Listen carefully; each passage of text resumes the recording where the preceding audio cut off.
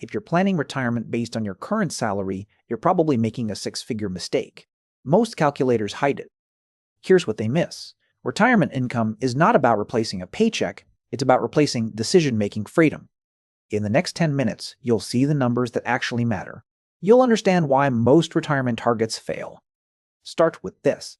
Many planners suggest replacing about 70 to 80% of pre-retirement income. That shortcut breaks fast. It breaks because spending does not move evenly. Some costs disappear, others rise sharply, especially healthcare and taxes. Wealthy retirees understand this early. They model cash flow by category. Middle-income households usually chase one giant number. That giant number feels precise. It is often false precision. Your brain loves round targets because certainty feels safer. If retirement math has felt strangely slippery, that's normal. The system rewards oversimplified advice. Complexity keeps people dependent. And dependence gets expensive. Bad assumptions can cost hundreds of thousands over retirement. Not because you saved too little. Usually, you misjudged what income really means. That error starts years before retirement. It compounds quietly. Here's where it gets interesting. Income in retirement comes from different buckets. Each bucket gets taxed differently. $1 from Social Security is not identical to $1 from a taxable brokerage. $1 from a traditional IRA isn't either. Most people focus only on account balances. They ignore spendable income after taxes. That's the number that pays bills. Run the numbers first. A household with $1 million can feel rich on paper. They may still feel squeezed monthly. Let's use a real example. Mike is 58 and earns $90,000 a year. He has $800,000 saved. Most of it sits in a traditional 401k. He assumes a 4% withdrawal gives him $32,000. Then he adds estimated Social Security. He expects roughly $60,000 total income. That sounds close enough to his current lifestyle. But his mortgage still exists. Healthcare premiums rise. Travel spending increases because free time expands. His budget is not shrinking. After taxes and Medicare costs, Mike's spendable cash can land far below expectations. The gap creates stress immediately. This is the first retirement illusion. We think stopping work automatically cuts expenses. For many households, that barely happens. The conventional advice says hit a big asset number. The better question is simpler. What monthly lifestyle are you actually funding? That sounds obvious. Most people still avoid it. A lump sum target feels cleaner than a detailed spending map. Behavioral finance explains why. Your brain prefers abstractions when specifics create discomfort. Vagueness protects you from emotional friction. But vagueness is expensive. A $10,000 annual error over 25 years becomes a serious planning failure. Take Sarah, age 45, household income $140,000. 2 kids, mortgage, $350,000 invested. She tells herself she'll need less in retirement. The kids will be gone. The house might be paid off. That assumption sounds reasonable. It ignores healthcare, property taxes, home maintenance, and the cost of helping adult children. It also ignores longevity. A married couple at 65 has a strong chance one spouse reaches 90. That changes everything. Retirement is not a short finish line. It can be a 30-year cash flow problem. Most people miss this part entirely. They plan for the first 5 years. They do not plan for the final 15. And the final 15 can be the most expensive. Inflation compounds. Care needs rise. Your flexibility narrows.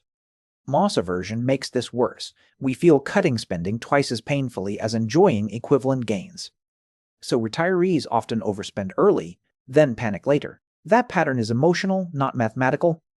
Here's the contrarian truth. Needing more savings is not always the answer. Needing smarter income design usually matters more. A family with $1.2 million spread across tax-diverse accounts can outperform a family with $1.5 million concentrated badly. That's because withdrawal strategy matters, tax location matters, sequence risk matters, and none of that shows up in simple calculators. Sequence risk is brutal. If markets fall early in retirement, withdrawals hit harder. Selling low shrinks future recovery. Past performance doesn't guarantee future results. That is not legal filler. It is central to retirement survival. This next number changes everything. Many retirees spend about 80% of expenses from a surprisingly small category list. Housing, healthcare, food, transportation, and taxes dominate. Everything else matters less than people think. So stop guessing in broad categories. Build a real plan around recurring essentials. Variable spending comes second. That payment doesn't fit my plan. That sentence is powerful. It protects retirement better than chasing one more market forecast. Let's run another example. James and Linda are 62 with $1,100,000 invested. House paid off. They assume they can safely withdraw $44,000 yearly. Add Social Security later and retirement looks comfortable. But they'll forget bridge years. Claiming benefits later can help lifetime income.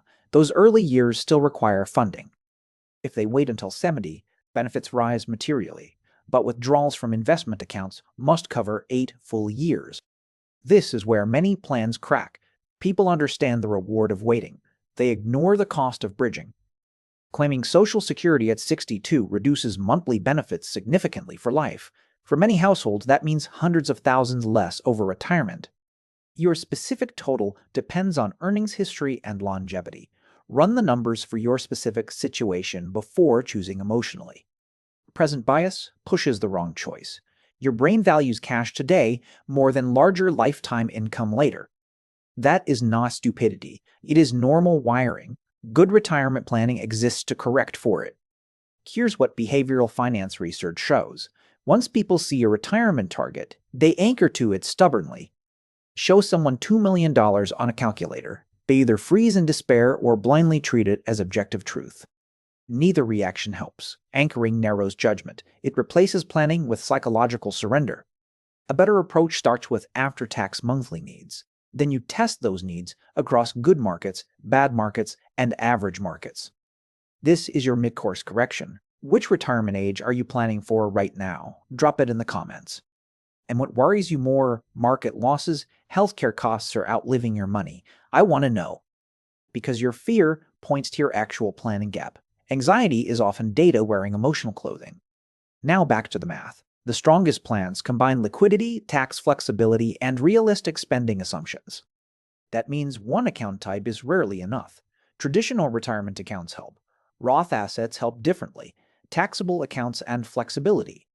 My priority is the long-term flexibility. That phrase matters because retirement problems are usually solved by options, not predictions.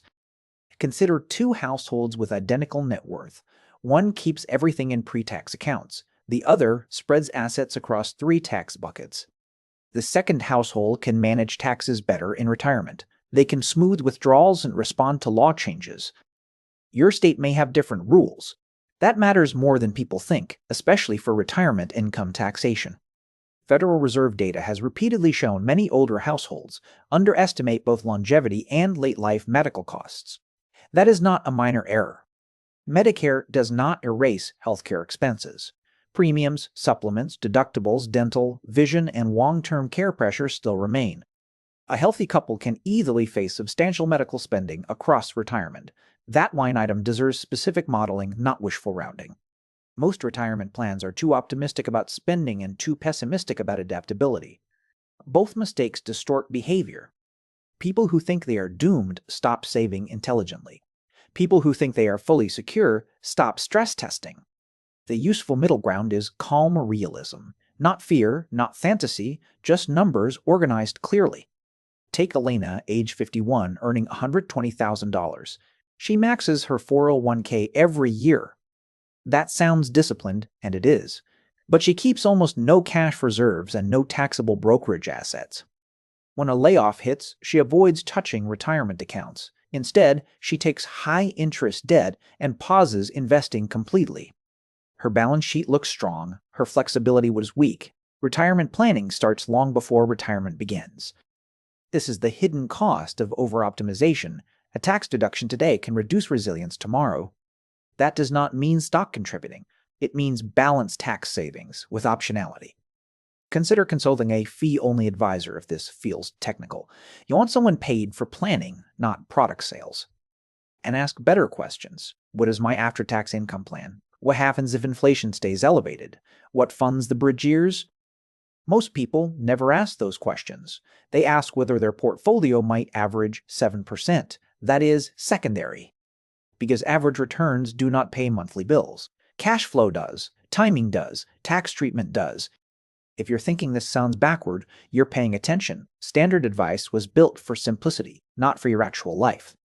Simplicity is useful until it hides important trade-offs. Then it becomes expensive comfort. Confirmation bias makes this harder. People seek advice that supports what they already want to believe. That is why retirement media often splits into camps. Max the 401k, never touch stocks. Claim early, claim wait. Real planning is quieter than that. It asks what mix gives you the highest probability of sustained freedom. Freedom is the wheel target, not a round portfolio number, not bragging rights, not headline returns. So what should you do today? Start with 12 months of actual spending, not imagined retirement spending. Separate fixed costs from variable costs. Estimate taxes separately. Add healthcare as its own category, not an afterthought. Then build 3 scenarios: a basic life plan, a comfortable plan, and a stress case plan for bad markets. That process exposes your true retirement income need quickly. It also lowers anxiety because uncertainty becomes visible.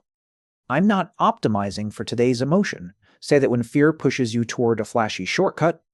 Next, map income sources by year. Write down when pensions start, when Social Security starts, and what fills every gap.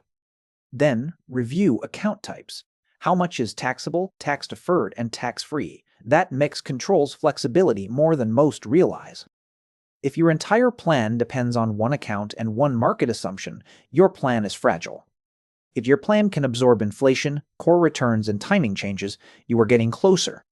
This is the deeper truth. Retirement is not a finish line number. It is an income system. And most Americans misjudge it because the financial industry markets accumulation harder than distribution. Saving is easier to sell. Distribution requires nuance. It requires discussing taxes, behavior, uncertainty, and trade-offs. That is harder to package. So if you felt confused, you are not behind. You have been handed incomplete tools.